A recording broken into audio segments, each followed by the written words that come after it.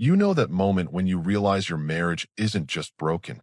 It's been a joke for months, and you were the only one not laughing? Mine happened at a backyard block party with 30 neighbors watching. My wife introduced me as someone she knows. Not her husband, not her partner, someone she knows. Like I was the guy who delivers her Amazon packages.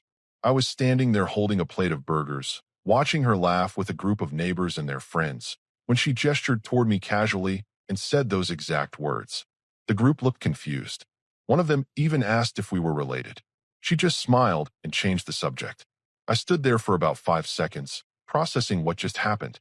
Part of me wanted to believe it was a mistake, some weird brain fog moment. But I knew better. This wasn't an accident. This was intentional.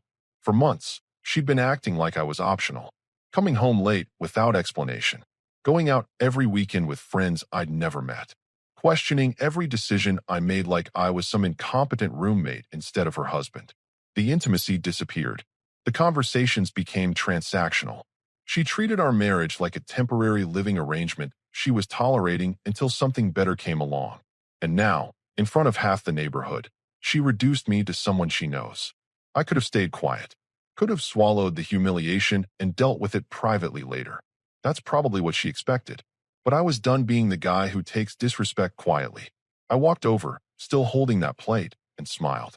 Not a fake smile, not an angry one, just calm and controlled. Actually, I said loud enough for the group to hear, I'm the husband, and I'm selling the house. The backyard went completely silent. You could hear someone's Spotify playlist still going in the background, but nobody was talking anymore. Everyone just stared. She laughed, nervous, forced, trying to play it off like I was joking. What are you talking about? I'm selling the house, I repeated, looking directly at her. Already talked to a real estate agent. Should be listed by next week. Her face went pale. One of the neighbors, older guy who lives 2 doors down, looked between us like he was watching a car accident in slow motion. You can't just sell the house, she said, her voice tight. Actually, I can. It's in both our names, but we both know how this works. I've already consulted with an attorney about asset division. You'll get your share, don't worry. She tried to laugh again, looking around at the group for support, but nobody was buying it anymore. They all knew exactly what they just witnessed. She disrespected me publicly, and I called her bluff immediately. This is ridiculous, she said, trying to recover. You're being dramatic. Dramatic would have been making a scene when you introduced me as someone you know. This is just me being clear about where we stand. I set the plate down on the nearest table and walked back toward the house. I didn't storm off, didn't slam anything, just walked away with my head up, leaving her standing there trying to explain to a group of confused neighbors why her husband just announced he's selling their house. I spent the rest of that evening in the garage, going through boxes of old paperwork and pulling out everything related to the house. Mortgage documents, property tax records, home improvement receipts. I wasn't bluffing about any of this. She came into the garage around 10, after everyone had left. What the hell was that? She said, arms crossed. That was me being honest. You humiliated me. I looked up from the box I was sorting through. I humiliated you? You introduced me as someone you know. To our neighbors. People I've lived next to for 3 years. It was a mistake. No, it wasn't. You've been treating me like I'm temporary for months now. Tonight you just said it out loud. She opened her mouth to argue, then closed it. She knew I was right. So what? You're just going to blow up our entire life over one comment. One comment. I stood up, brushing dust off my hands. You've been checked out of this marriage since winter. Late nights out, no explanations. Treating me like I'm in your way. You think I didn't notice? She didn't respond. Just stood there looking at me like she was trying to figure out if I was serious. I'm selling the house, I said again, calmer this time. You can fight me on it, or we can handle this like adults. Either way, I'm done pretending this marriage is something it's not. She left the garage without another word. I heard the bedroom door close upstairs. I went back to sorting through documents.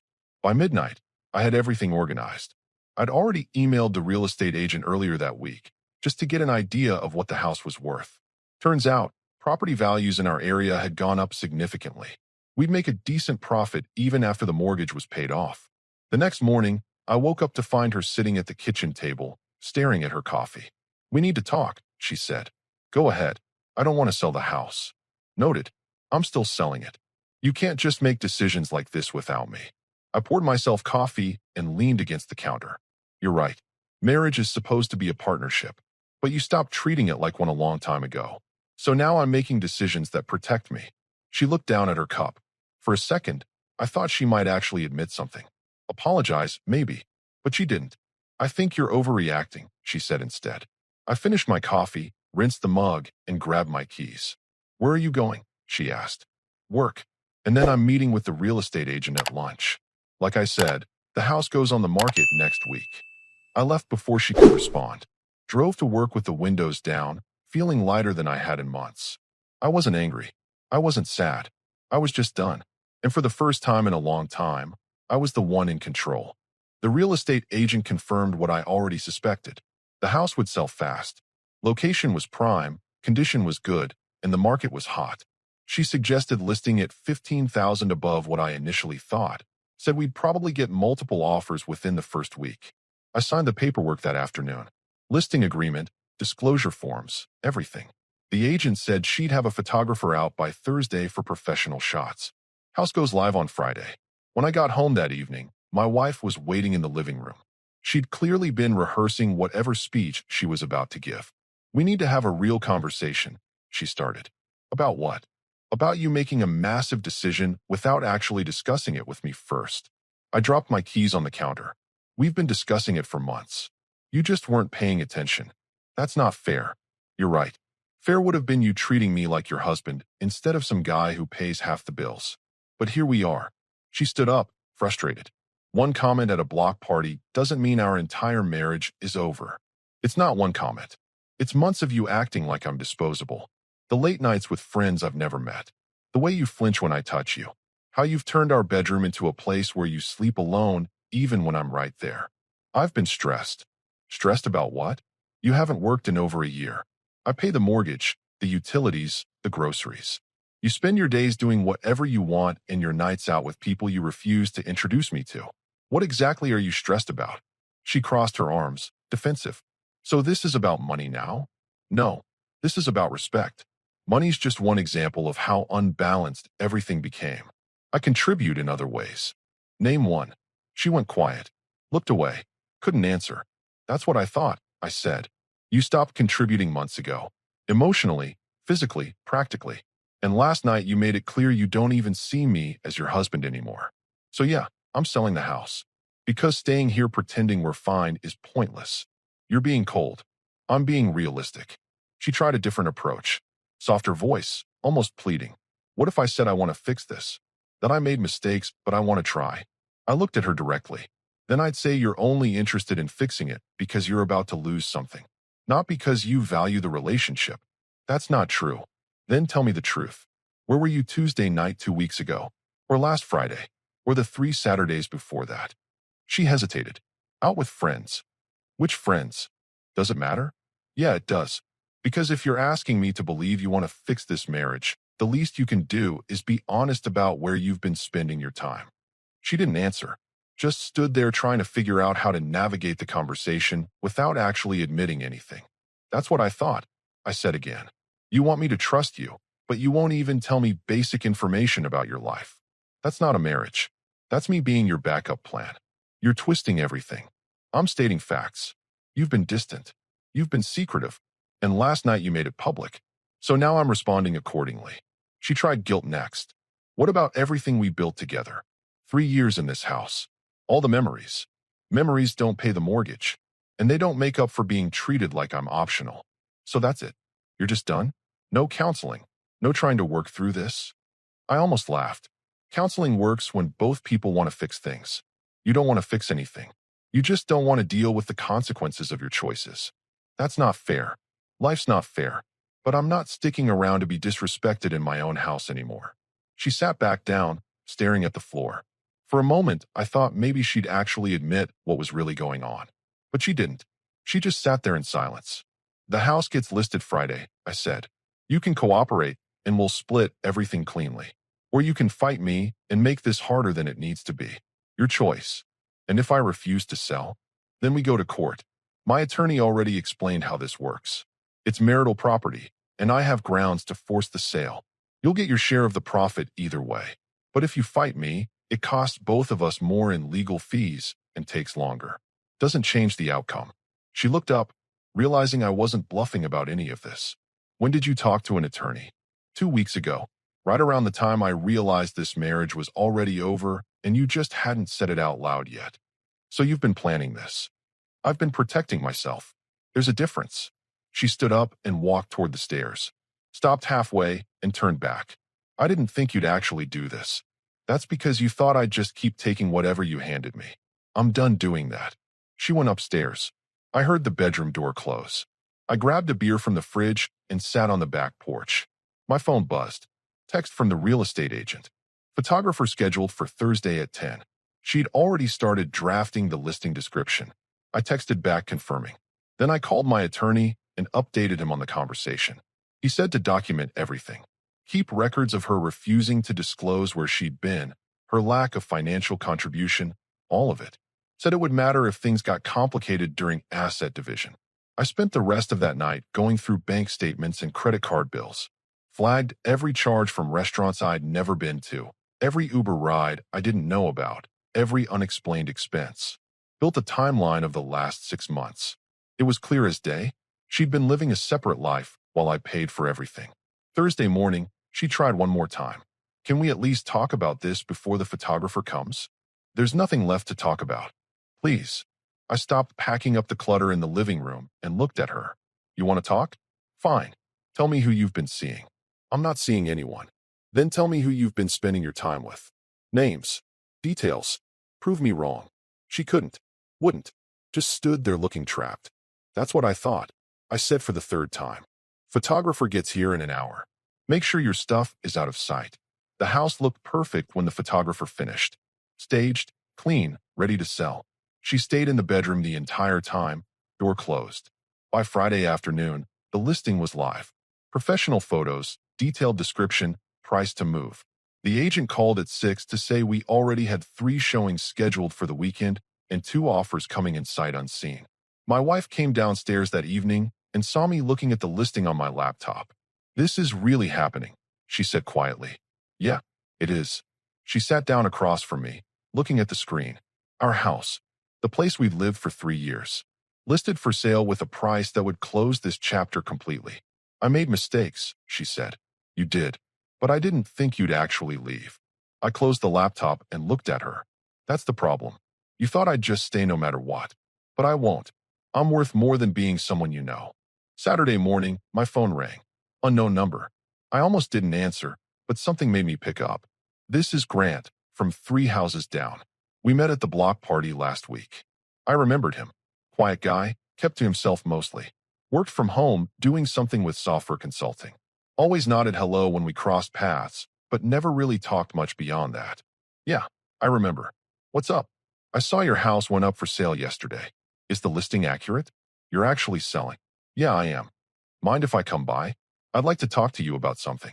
20 minutes later, he was standing in my living room.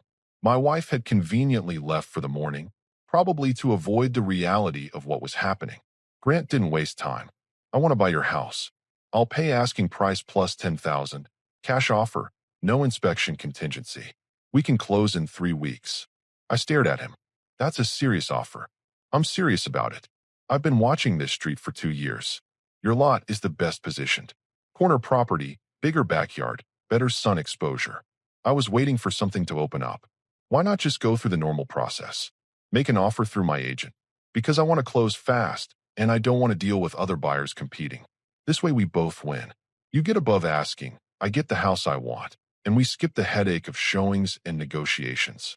I sat down, processing this. You understand this is going through a divorce, right? It's not just me selling. My wife owns half. I figured. From what I saw last week, I'm guessing that's why you're selling in the first place. And that doesn't concern you? He shook his head. Your personal situation is your business. I just care about the property. But I'll be honest with you. What happened at the block party impressed me. Impressed you. Most guys would have stood there and taken that disrespect quietly. Would have dealt with it privately later, probably let it slide completely. You didn't. You called it out right then and there. That takes guts. I didn't know what to say to that. Wasn't expecting this conversation to go in that direction. Look, Grant continued, I've been divorced. I know how it goes.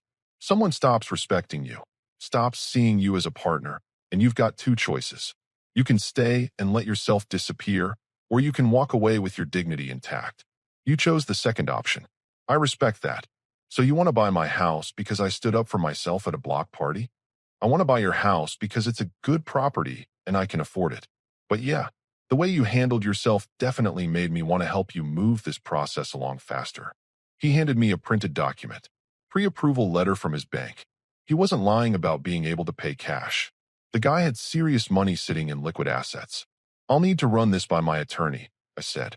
And obviously my wife has to agree since she owns half. Fair enough. But my offer stands for 48 hours. After that, I'll look at other properties in the area. We shook hands and he left. I immediately called my attorney. That's an excellent offer, he said after I explained the situation. Significantly reduces your time in limbo, but you need your wife's agreement to accept it. What if she refuses? Then we proceed with the regular sale process. But this offer gives you leverage. She can either agree to a quick, profitable sale or drag things out and potentially get less money after months of showings and negotiations. I thanked him and hung up. Texted my wife to come home, that we needed to talk. She walked in an hour later looking defensive before I'd even said anything. What now? We have an offer on the house. From the neighbor 3 doors down. Above asking price. Cash. 3-week close. Her expression shifted from defensive to surprised. Already? Yeah. And it's a solid offer. My attorney says we should take it. How much above asking? 10,000. Plus no inspection contingency. Means we keep all the profit and close fast. She sat down slowly. This is really happening. I told you it was. Now you have a choice. We accept this offer, split the proceeds according to what's legally fair, and move on. Or you refuse. We go through months of showings and negotiations, and probably end up with less money after everything's said and done. What do you mean legally fair? It's 50-50, right? I pulled out a folder my attorney had prepared. Not exactly. This is a breakdown of financial contributions over the last year. Mortgage payments, property taxes, maintenance, utilities. All paid by me. Then there's the down payment, which was 60% my money, 40% yours. Plus home improvements, which I paid for entirely. She looked through the papers, her face getting pale. My attorney says in a divorce, the court considers financial contribution. You haven't worked or contributed financially in over a year. That affects the split. You can't be serious. I'm completely serious. You'll get your share, but it's going to be based on actual contribution, not just your name being on the deed. This is insane. You're trying to screw me over. I'm following the law.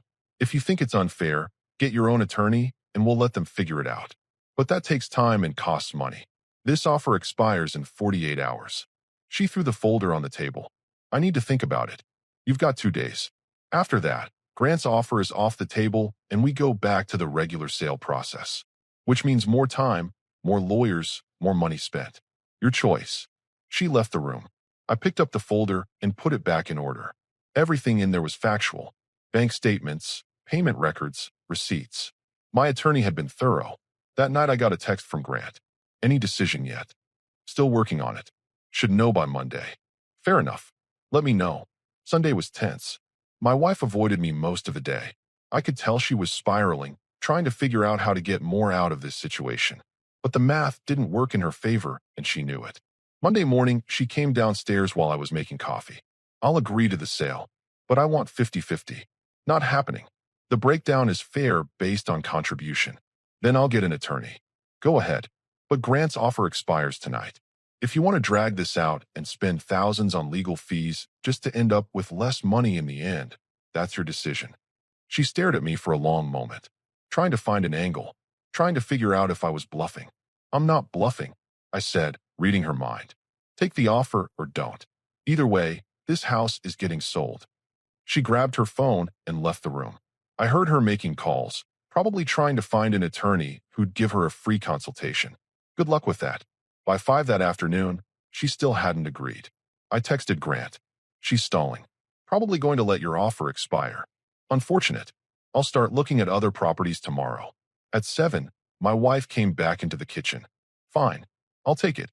You'll take the offer with the financial breakdown my attorney provided? She looked like she wanted to argue, but she just nodded. Say it clearly.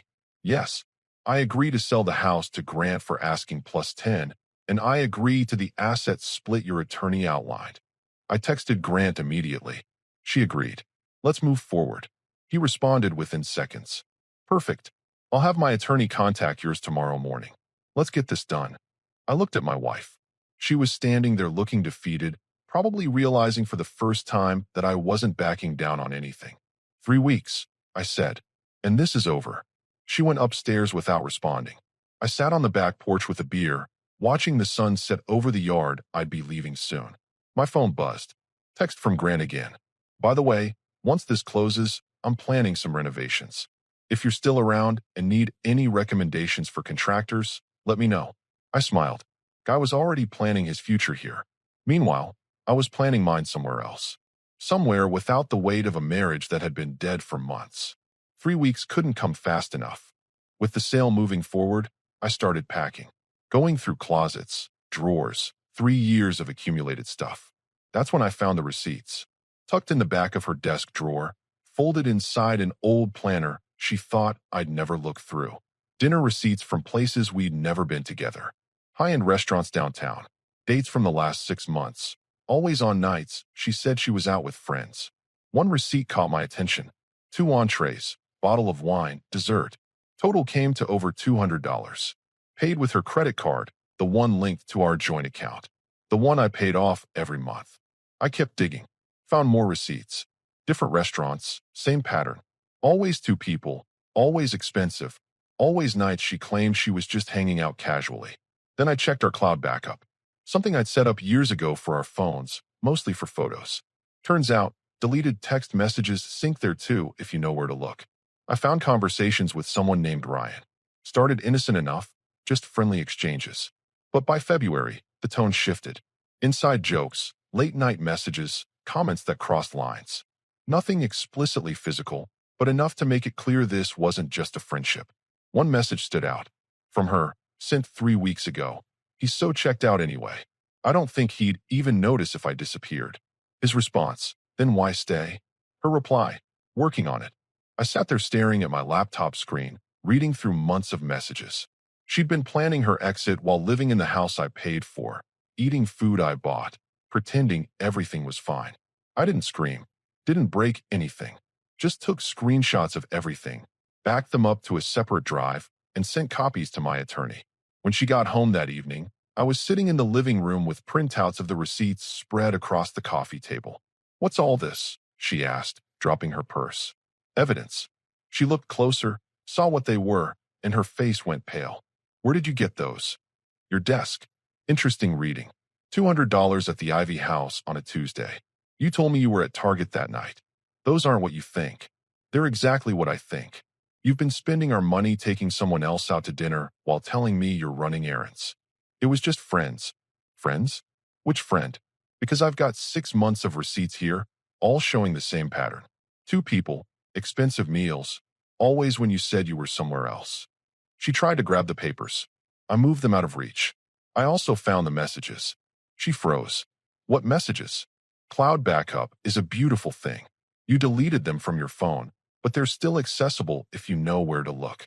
Every conversation with Ryan, every late-night text, every plan you made behind my back. You went through my private messages? They're on a shared cloud account that I pay for. Nothing private about it, but nice deflection. Really shows where your priorities are." She sat down, trying to figure out her next move. I could see the wheels turning, looking for an angle to spin this in her favor. "It wasn't physical," she said finally.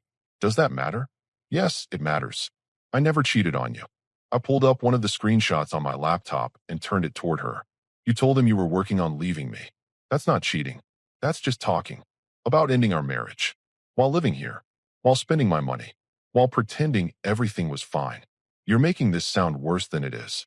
How is it not as bad as it sounds?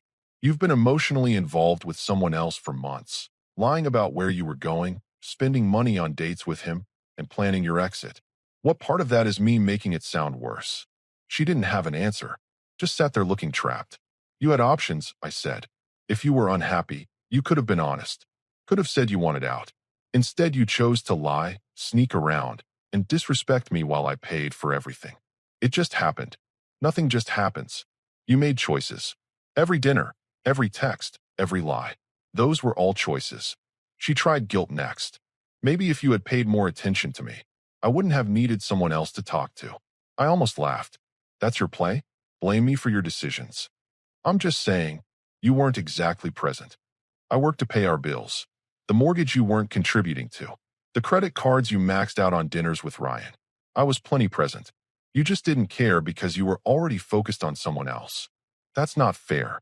What's not fair is you trying to rewrite history to make yourself the victim.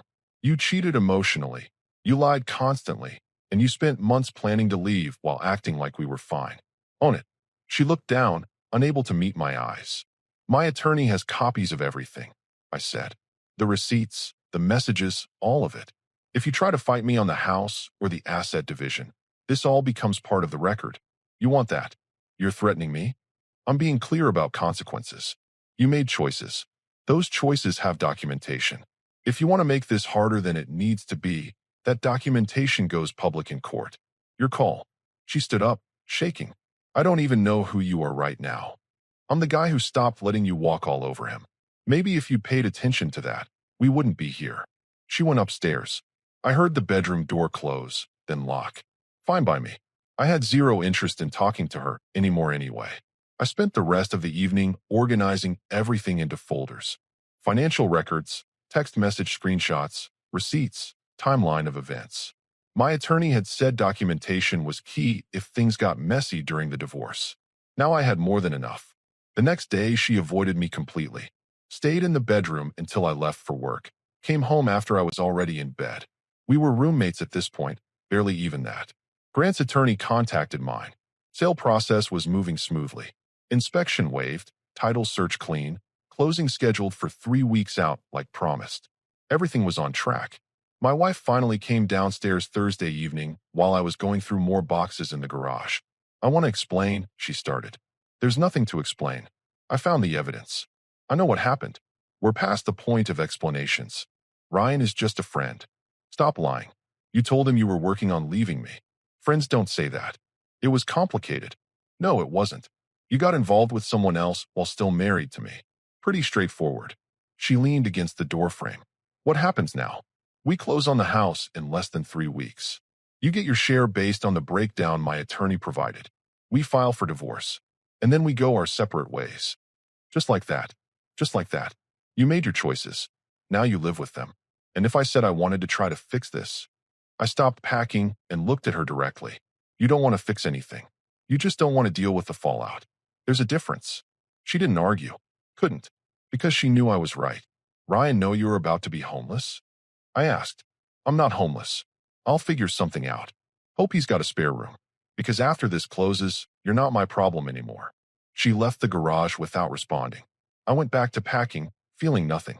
No anger, no sadness. Just ready for this chapter to be over. My phone buzzed. Text from my attorney. All documents filed. Divorce papers ready to serve once house closes. Just need your confirmation to proceed. I texted back. Proceed. 3 weeks. That's all that stood between me and complete freedom from this mess. I could wait 3 weeks. The closing happened on a Wednesday morning. Grant showed up early, professional, and ready. My wife arrived 10 minutes late, looking like she hadn't slept. We sat across from each other at the title company conference table. Lawyers on both sides. Escrow officer running through paperwork. The whole process took less than an hour. When it was done, I walked out with a check for my portion. She got hers, significantly smaller after the financial breakdown was applied. She tried to argue one last time, but her attorney advised her to sign. Smart move on his part. That's it? She asked as we stood in the parking lot. That's it. House is his now. We're done. Where are you going? Not your concern anymore. And the divorce? Papers get filed next week. You'll be served at your new address. Whatever that is. She looked like she wanted to say something else, but I got in my car and left. Drove straight to the bank, deposited the check, and called my attorney. It's done. Proceed with the divorce filing. Will do. Should be finalized in about 60 days given there's no custody issues or disputes over assets now. I thanked him and hung up. Drove to the small rental house I'd secured 2 weeks prior. 1 bedroom, decent neighborhood, month-to-month lease. Nothing fancy, but it was mine. No shared space, no reminders of what I'd left behind. That evening, Grant texted me. Thanks for making the process smooth. House is exactly what I wanted. Glad it worked out for both of us. By the way, ran into Mrs. Patterson earlier. She asked what happened with you two. I smiled. Mrs. Patterson was the neighborhood gossip. If she was asking, everyone knew by now. What did you tell her? Told her to mind her business. But figured you'd want to know people are talking. Let them talk. I'm not concerned about it. And I wasn't. The people who mattered knew the truth. Everyone else could speculate all they wanted. 2 weeks later, the divorce papers were served. My attorney called to confirm she'd received them and had 30 days to respond.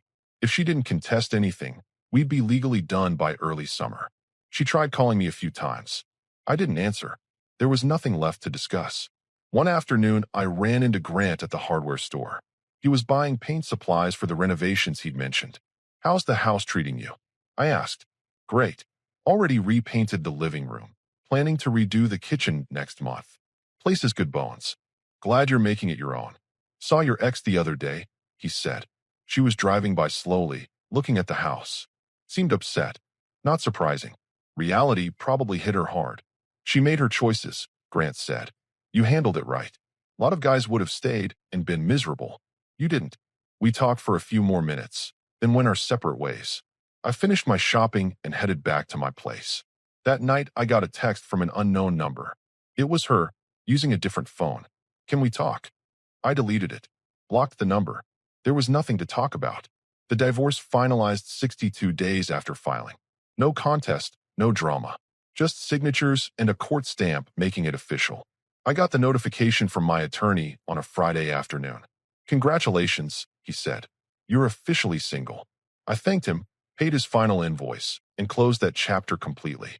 That weekend I drove past the old neighborhood. Grant had the front yard landscaped, new plants along the walkway. The house looked better than when I'd lived there. I kept driving. Didn't stop, didn't slow down. Just kept moving forward. Because that's what you do when you know your worth. You don't beg for respect. You don't tolerate being treated like someone disposable.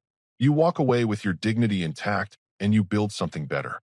3 months after the divorce finalized, I was sitting at a sports bar watching the game when I got a message request on social media.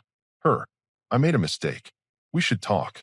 I stared at it for about 5 seconds, then deleted it without responding. Some doors, once closed, stay closed. Life had settled into a comfortable rhythm. Work was good, got a promotion with a decent raise. The rental house turned into something permanent when the landlord offered to sell it to me at a fair price. I bought it outright with money from the sale. No mortgage, no shared anything. Just mine. Ran into Grant a few weeks later at a coffee shop. He was with someone, looked happy. Hey, how's everything going? He asked. Good. Really good, actually. Heard you bought that place you were renting. Smart move. Felt right. How's the house? Finished the kitchen renovation last month. Turned out great. He paused. Your ex drove by again recently. Third time I've noticed. She say anything? Nope. Just slows down and looks. Then leaves. I shrugged. Not my problem anymore. Exactly right, Grant said. You moved on. She stuck looking backward. We talked for a few more minutes before parting ways. I grabbed my coffee and headed home. That evening I cleaned out the last box from the garage. Old photos, random papers, stuff I'd been putting off dealing with. Found our wedding album at the bottom. Flipped through it once, felt nothing, and tossed it in the donation pile. My phone rang. Unknown number. Probably her again from yet another phone. I sent it to voicemail and kept cleaning. The message notification popped up an hour later. I played it. I know you don't want to talk, but I need you to know I'm sorry. Ryan didn't work out. I realize now what I gave up. Please call me back. I deleted it immediately. Didn't even finish listening. She didn't want me back because she missed me. She wanted me back because her plan failed and she was looking for a safety net. That's not love. That's convenience. Saturday morning, I was working on the yard when my neighbor came over. Older guy, retired military, didn't talk much, but always friendly. Heard you went through a divorce, he said. Sorry about that. Don't be. Best decision I ever made. Good answer. My ex-wife tried coming back twice after our divorce. Both times I told her the same thing. You made your choice, now live with it. Exactly. You seem like you're doing all right, though. Better than all right. I'm free. He nodded, understood completely. That's the key. Freedom's worth more than trying to fix something that was already broken. We talked for a bit longer before he headed back inside. I finished the yard work, cracked a beer, and sat on my back porch. The sun was setting, birds chirping, quiet neighborhood. My house, my space. No drama, no lies, no disrespect. I thought about that block party 6 months ago, how she introduced me as someone she knows, how I could have stayed quiet and kept pretending, but I didn't. I called it out, made the hard choice, walked away with my dignity intact. And now, I was exactly where I needed to be. My phone buzzed one more time. Another message request from her. I didn't even open it. Just blocked the account and finished my beer. Some people think walking away means you lost. They're wrong. Walking away means you knew your worth and refused to settle for less. I didn't lose anything. I gained everything that mattered. Respect, freedom, peace. And that's how you win.